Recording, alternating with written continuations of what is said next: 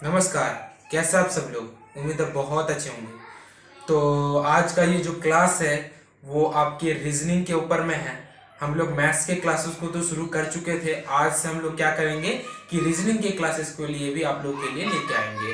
ठीक है, तो चलिए रीजनिंग के क्लासेस के ऊपर में डिस्कस करने से पहले मैं बता दूं कि आज जो हम लोग का जो चैप्टर है वो रीजनिंग के एक चैप्टर मैंने लिया है, कोडिंग डिकोडिंग। आप कोशिश करूंगा कि ये चैप्टर आप लोगों को बहुत अच्छी तरह से समझ में आए।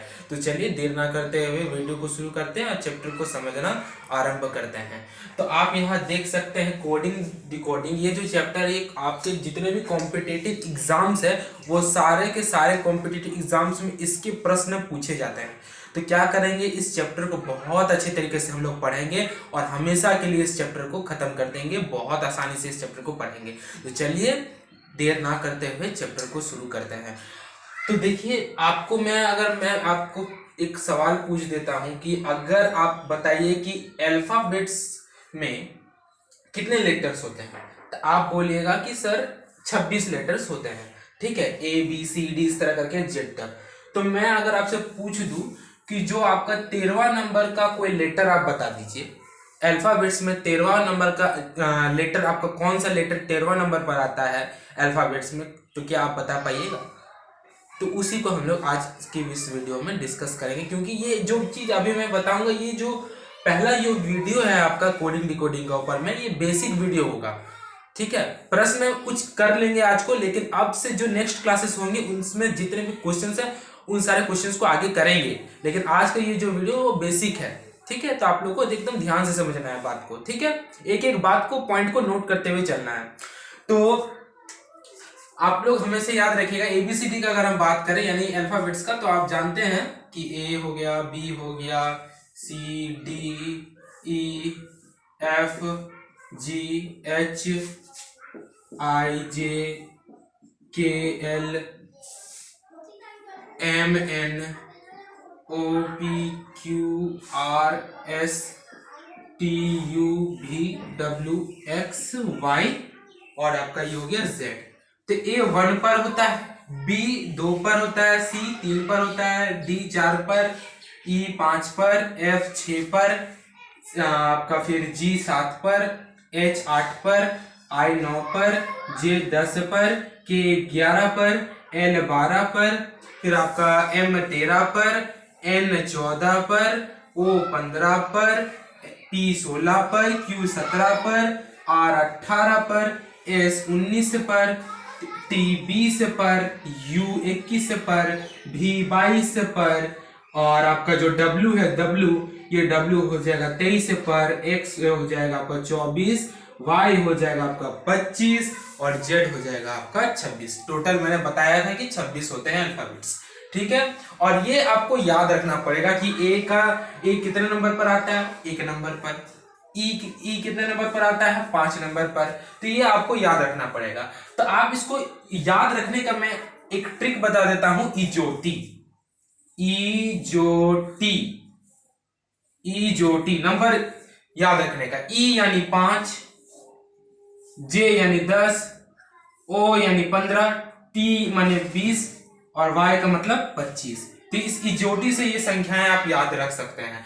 पहले से आपका तो इजोटी, ये मतलब ई क्लियर हो गया आपका, जे आपका क्लियर हो गया, और आपका अगर मैं बात करूं ओ याद हो गया होगा, टी आपका याद हो गया होगा, और आपका वाई भी क्लियर होगा। ठीक है, और अगर मैं जनरली बात करूं ना, तो ये एफ ए से लेकर डी तक तो सभी को याद रहते हैं। ए से लेकर डी तक आपका सभी को याद रहते हैं। और आपका बात आता है एफ आपका 6, तो एफ भी आपको याद रहता होगा। अब इस जी को कैसे याद रखिएगा आप? तो देखिए, ये जो जी है इसी में क्या 7 नहीं आ रहा है? इसी में क्या 7 नहीं आ रहा है? तो इस तरह से आप याद रख सकते हैं कि जी का 7 होता है। एच को कैसे याद रखें? तो एच है, तो एच को हम लोग देखिए इसको इस तरह से कर दीजिएगा। तो देखिए ये क्या 8 नहीं बन गया? क्या ये 8 नहीं बन गया?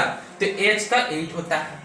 आई तो सीधा सीधा 9 होता है, क्योंकि आप लोग इस तरह से आई को शायद लिखते होंगे, इस तरह से लिखते होंगे आई को।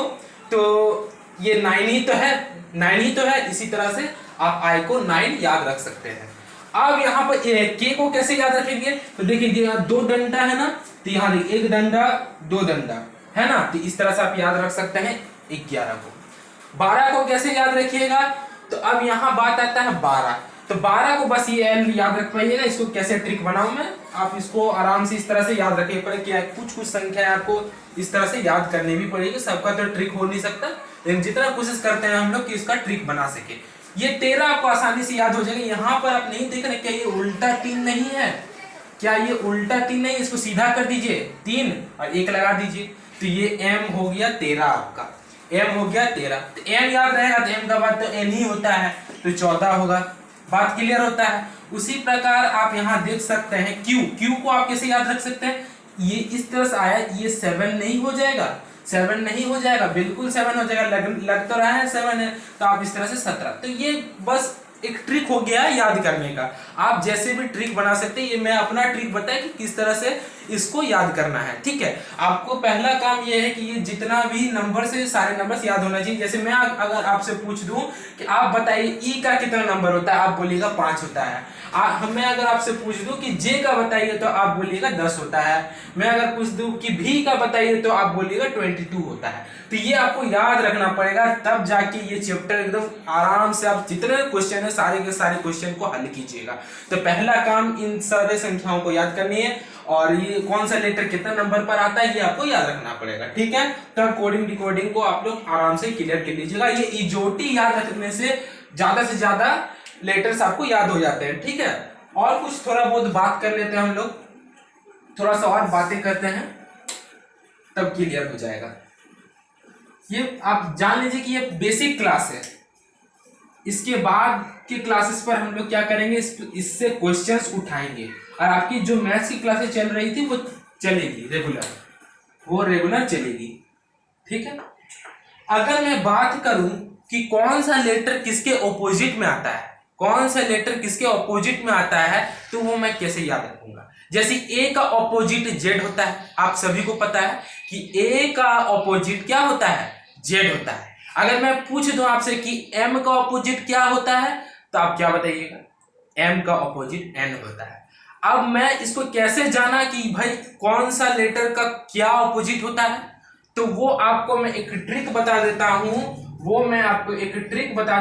ट्रिक बता रहा हूं, ठीक है। अब वो जो ट्रिक है कि जिन दो लेटर्स का योग 27 हो, वो एक दूसरे के ऑपोजिट होंगे, वो एक दूसरे के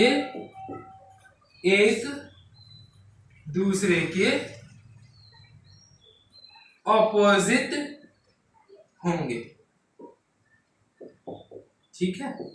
जैसे एग्जांपल ले लूं मैं, जैसे मैंने बोला है ए और जेड, तो ए 1 होता है और जेड का होता है आपका 26, दोनों को जोड़ लीजिए, देख लीजिए 27 आएगा जी, देख लीजिए 27 आएगा। इसी तरह से हम इसको प्रूव कर दिए कि ए का ऑपोजिट क्या होता है, जेड होता है। उसी प्रकार मैंने बोला एम का ऑपोजिट बताइए, तो मैं बोला एम का ऑपोजिट, एम का कितना नंबर होता है, 13 होता है, और मुझे 27 चाहिए, योग चाहिए मुझे कितना, 27 चाहिए। तो ये क्या होगा इसके जगह पर, तो मैं बोलूंगा इस क्वेश्चन मार्क की जगह होगा 27 माइनस से 13 14, और 14 पर क्या आता है, एन आता है जी, एन। तो एम का ऑपोजिट क्या होता है, एन होता है। तो इस तरह से आपको ऑपोजिट्स भी सारे के सारे ऑपोजिट्स आपको अल्फाबेट्स के निकाल लेना है। और मैंने इसके पहले आपको बताया कि कौन सा लेटर कितने नंबर पर होता है, वो भी आपको याद रखना है। तो ये चैप्टर आपका क्लियर हो जाएगा। नेक्स्ट वीडियो में क्या करेंगे, इस चैप्टर से रिलेटेड क्वेश्चंस को हम लोग क्या करेंगे, आसानी से डिस्कस करेंगे। तो चलिए मिलते हैं नेक्स्ट वीडियो पर। जय हिंद, जय भारत।